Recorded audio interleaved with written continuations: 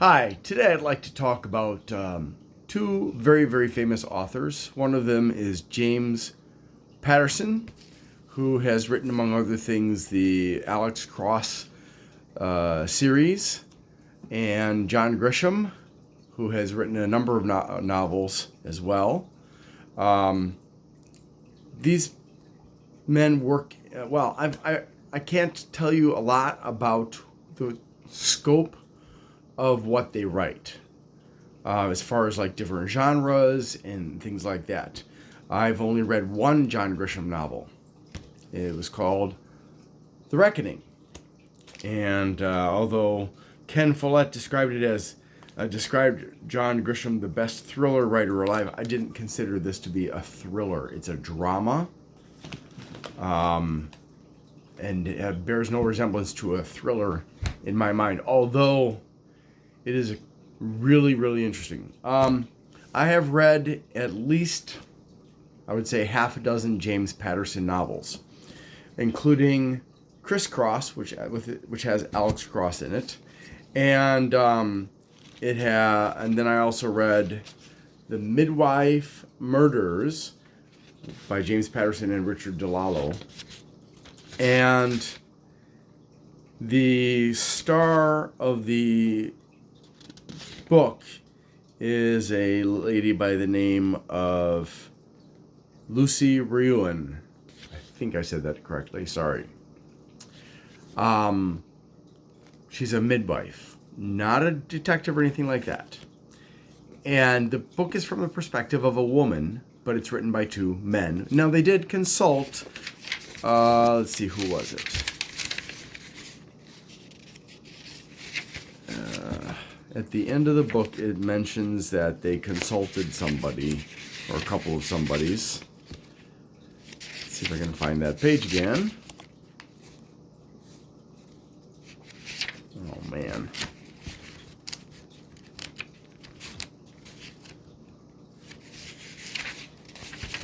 All right, here it is. Yes, he spoke to two midwives, Lizzie Witten and Eileen Conde. They spoke to. The character of Alex Cross and the character of Lucy Ruin is they're very, very different for obvious reasons, but I really felt like if you're a man,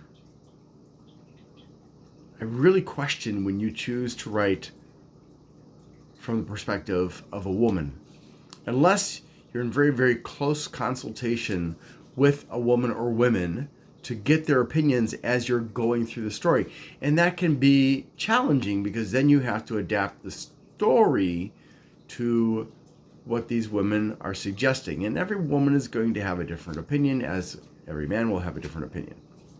But it was an interesting story. And then I also read Seventh Heaven, which is, again, a completely different cast of characters. It's the Women's Murder Club, and the lead character of it, sorry. Oh, I'm sorry. And this was actually written with James Patterson and Maxine Petro. All right, so turn it on. So there's so this one was also about a detective, detective named Lindsay Boxer, and so this is more similar to the Alex Cross case books than it is to the Midwife Murders. And fortunately, he was working with a woman to give the perspective of Lindsay Boxer. At least I assume he allowed her to represent Lindsay Boxer's perspective. And of the three, I enjoyed this the least, to be quite honest with you. And I can't talk about the others that I've read from James Patterson because, quite honestly, I don't remember which they were. So I'm not going to even pretend to talk about them, except that I think they were the same caliber as these three books. I think that between these two, I probably I probably enjoyed this one the most. Now, both of them deal with serial killers and clever detectives and everything like that. But this one is a midwife, intelligent, but at the same time, deeply passionate about her job and rather a mess.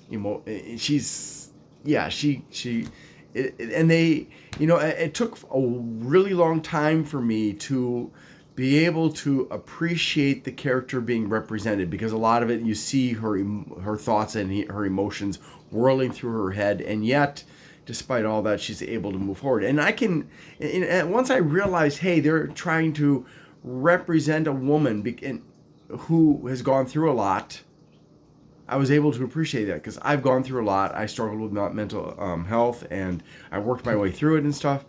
And I could appreciate that. But the problem is that at the beginning of the book, I didn't know she was a mess. I didn't know. It was brought on little pieces that she was a mess because of things that happened in her life.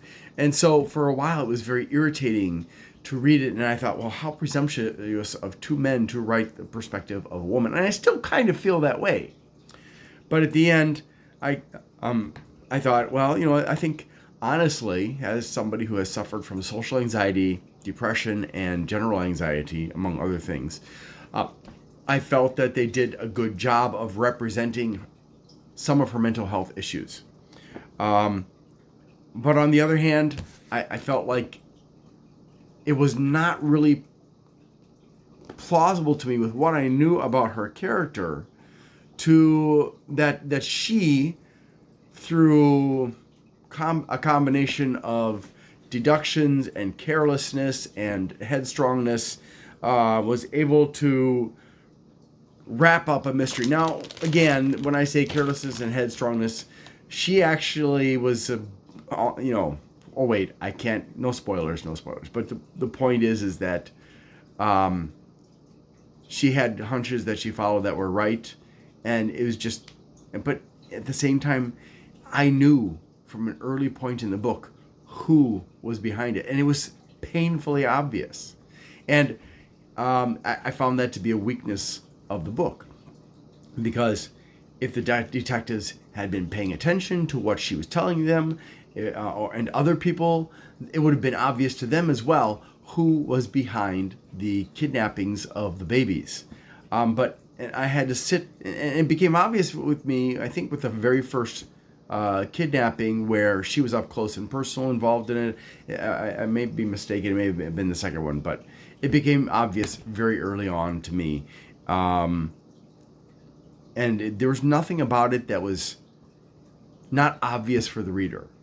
It was clear, if you were paying attention to the facts, that this person was the one who was involved. Now, I won't go into it more than that, because I'm afraid I'm going to accidentally spoil it for you. I still recommend it because I think it gives an interesting portrayal of her emotional state and stuff like that. But as a novel, I did not find this to be worth my time, really, ultimately. This one was somewhat better, but I really did not feel that this was a masterpiece. I have a pretty high standard. I like to think, anyways. I'm sure there are some literature professors out there that would argue that I'm an idiot, and that's their choice. I don't care. But I read this and I was like,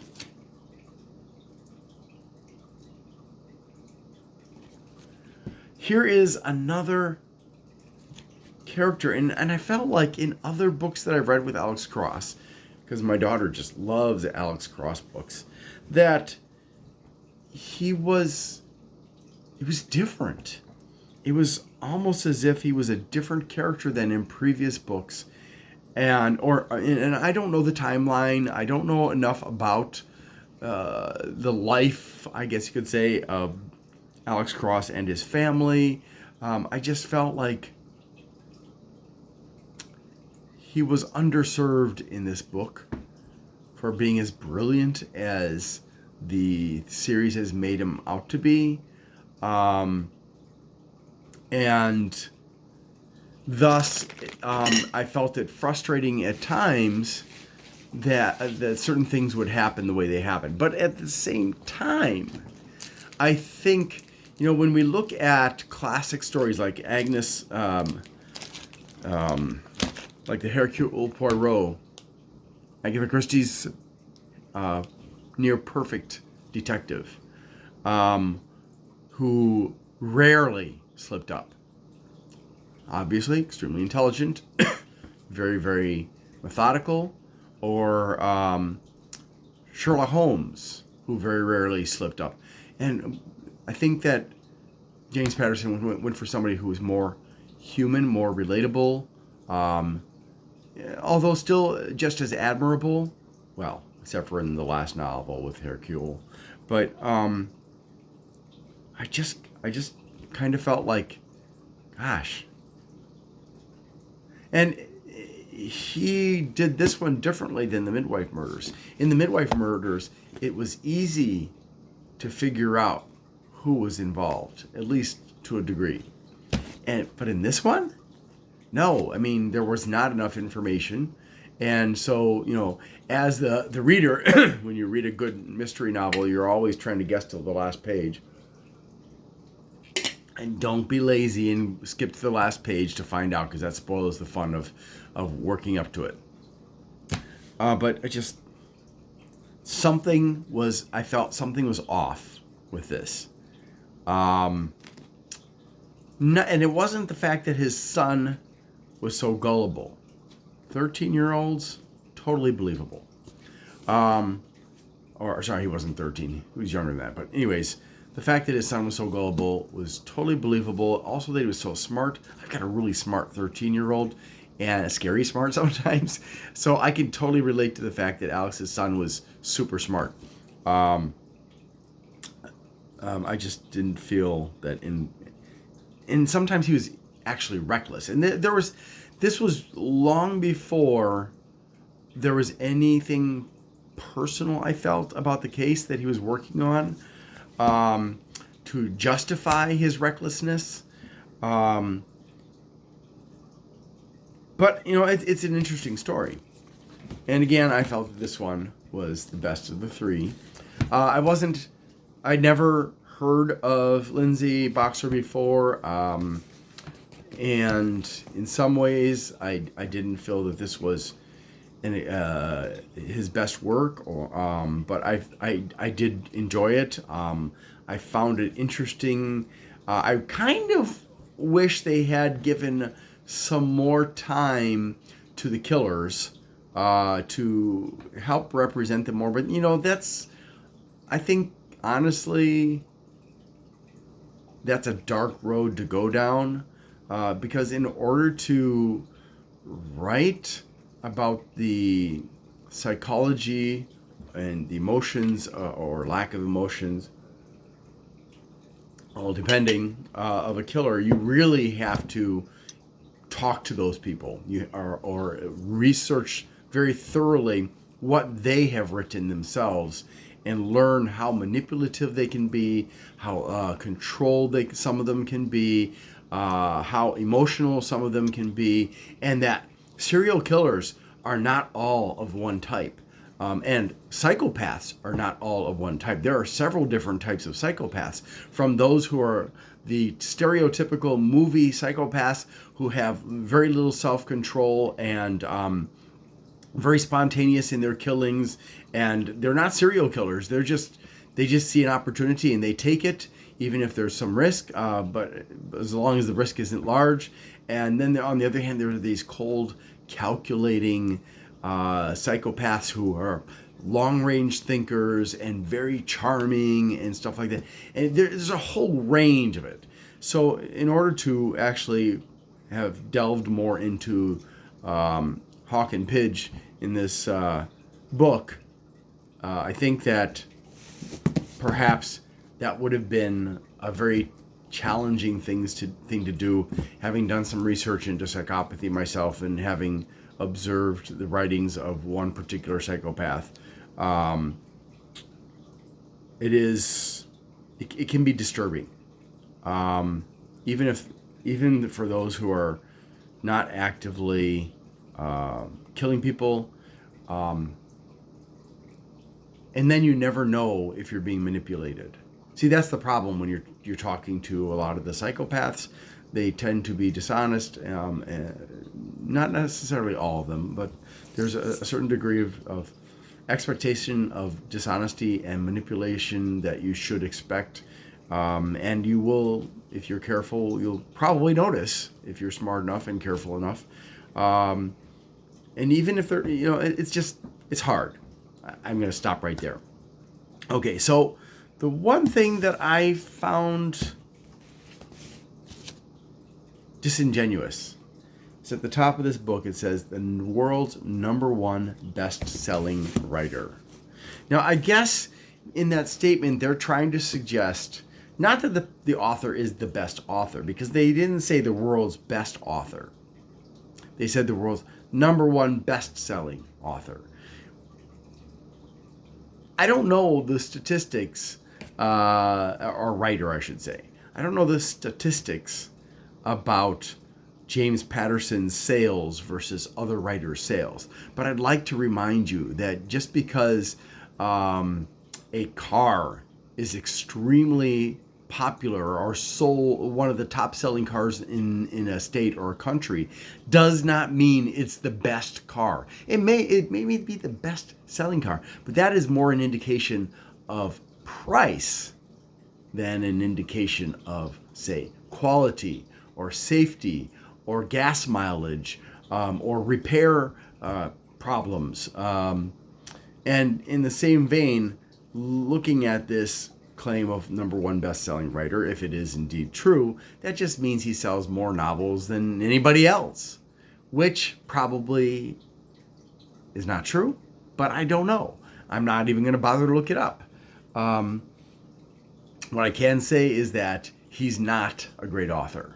I've read enough different authors, and I've seen some very, very talented authors who have gone for decades and decades, and a lot of them are overlooked. And then there are some that manage to become quite famous. But I think he's probably become famous more because of the number of his novels that have been turned into movies, as well as I think that the level that he generally writes at is something that the average reader appreciates more. It's more driven for speed, or written for speed, for progress at a relatively quick pace. And it seems like a lot of people are very impatient. They want to see short movies. They want to see, or not movies, short videos. They want to read books that keep it moving at a good pace, and he does a good job of keeping it moving at a good pace. I must admit that there's no problem with the pacing of his book. I've read other books where the authors try to do it, and it felt very forced. This felt, for the most part, it felt very natural, and so he doesn't spend a lot of time building up extraneous things that add to the story, but slow down your progress as a reader. And that's where he differs from John Grisham. Now, this is more along the lines of the way Stephen King used to write when he was young. And Stephen King, I think, is something that, he's become rather formulaic, but I'm not going to discuss Stephen King. Stephen King, except to say this, Stephen King, when he was younger, would write these novels that he put a lot of effort into building up extra information that, like Tolkien, wasn't necessarily required for the story to move along, but provided a background, a history. It made a complete picture that you will not find in James Patterson's stories. And that's okay, because James Patterson's stories are thrillers and detective stories, and they're meant to move. They're not so much focused on the big picture or the background or the history or anything as they are on keeping the story moving. And I think that's one of the reasons he's very popular. This guy, on the other hand, I would rate him in the same category as James Clavell, who, for those of you who have not read it, I definitely recommend that you read the Shogun, which is probably one of the best, if not the best, novel written by Clavell. But this book, I don't know if he originally wrote it this way, or if he or the editors decided to change the ordering of some of the things in here, but it is informationally dense. There's an entire section on initially the main character, Pete Banning, and his service in World War II in the Pacific Theater, specifically on the archipelago of the Philippines, and the Bataan Death March, which I think has not received enough attention in comparison to what the Jews went through in Europe. Heck, I don't think enough attention was ever given to what the Japanese did in the Asian theater compared to what Hitler did. But then again, Stalin's abuse was not, I mean, it's like Putin is like Stalin all over again. But anyways, I digress. It is at one of the ways you can gauge how good an author is how able an author is to extract emotional responses from you. When I read James Patterson, I had some mild enjoyment. Sometimes I had irritation because I don't think he did a good enough job. Other times I was irritated because of the portrayal of the characters, but that was more about the way he wanted the portrayals to be, rather than that it was wrong necessarily. It's more likely that he wanted the character that he was portraying to seem this way, because to represent mental illness, to represent carelessness, whatever it happened to be. And sometimes not really understanding the character well enough yet, I found that irritating. And sometimes it was to the point of distraction, especially in the midwife murders.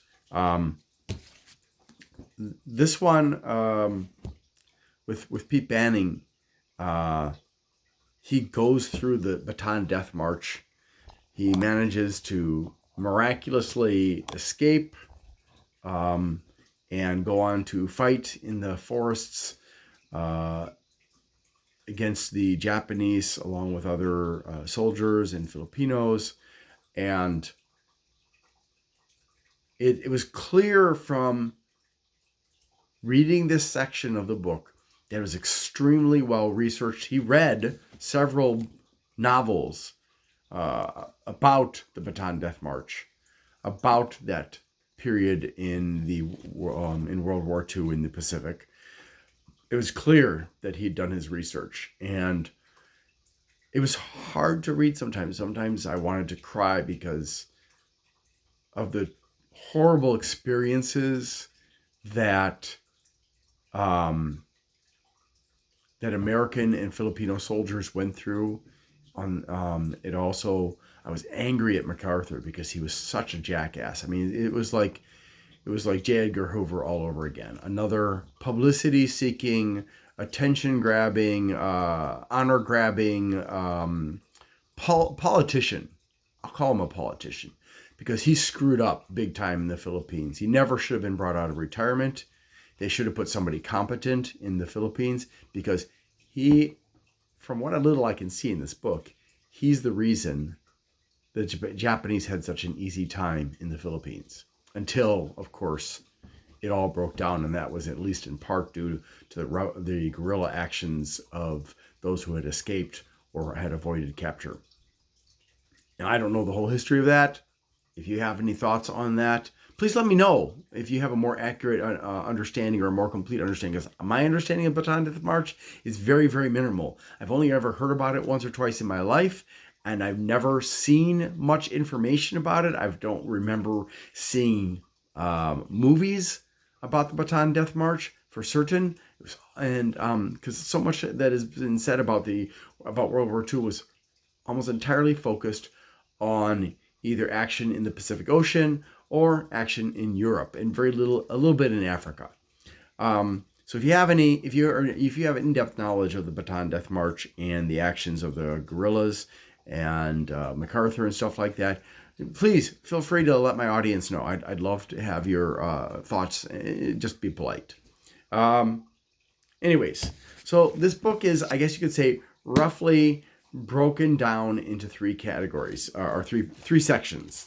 The first section talks about Pete, and you'll read this very early on in the book, so it's not a spoiler. It talks about Pete and how he kills his minister. He doesn't say why, and it's very frustrating because you're like, Pete, come on, you know why you did it. Maybe it's going to make it easier on you. Maybe it's going to make it easier on your children. But the author does make it clear that Pete Banning is in a great deal of pain because of the injuries he sustained in the Philippines, and the surgeries were not able to fully repair that. And somehow, and in some respects, the surgeries were part of the reason for his pain. And so there was a part of him, and the author makes this clear, that wanted to die anyways. But so it goes through how he resists basically allowing his lawyers to do anything to help him, and cutting off any opportunities that the lawyers might have been able to use to get his sentence reduced from the death sentence to life in prison, or even getting a hung jury or anything, or reasonable doubt. So and you also feel, as time passes, you start to feel like he's being very selfish, because he's not considering his children, he's not considering his wife, who is in a mental hospital, and he's not considering his sister. He's not really considering anybody, not even his lawyers. And it can be frustrating, but I think that this is an accurate portrayal of this archetype of a person. There are people out there who are just like that. I mean, they're stubborn, they're emotionally withdrawn, they are uncooperative, and so on and so forth. So when that was the first part. The second part, again, is about his service in World War II. And although there were lots of parts of the book that would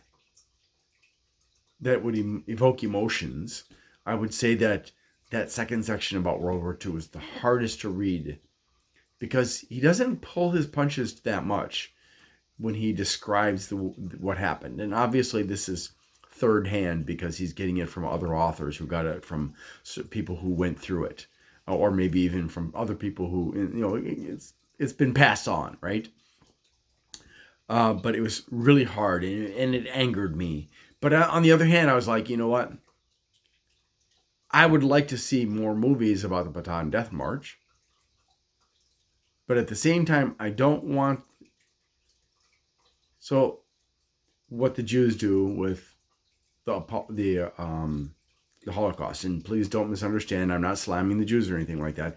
I understand that they want to keep alive the memories of what the Nazis did to them in Europe. I get that totally.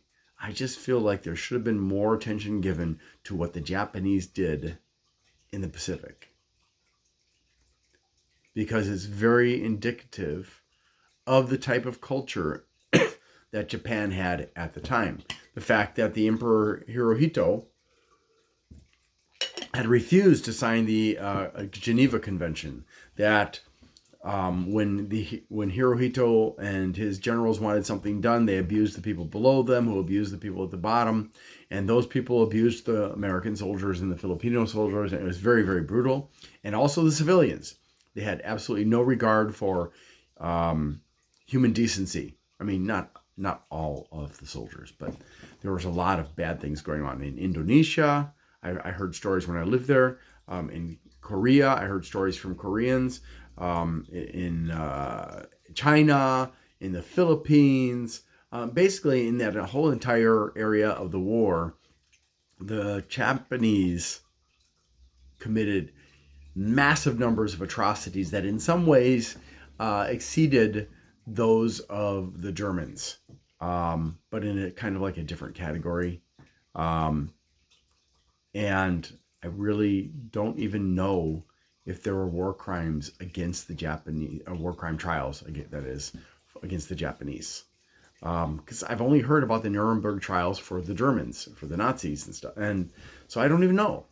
So again, if there's somebody here who is an expert on the war crimes after World War II and what was done with the Japanese war criminals, and was there anything done for the American war criminals who committed major war crimes? Because the Allies had done some of that, but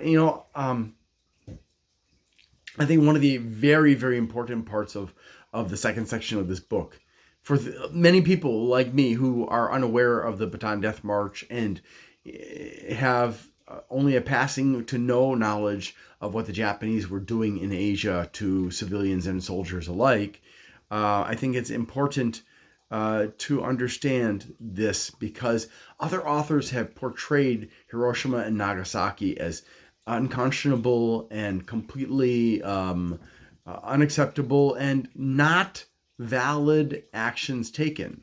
However, when I read the Bataan Death March section of this book, I suddenly started, and I learned that Emperor Hirohito had refused to sign the Geneva Convention, and then I was like, oh, I started to see why they would firebomb Japanese cities, why they dropped the bombs, the atomic bombs on Japan.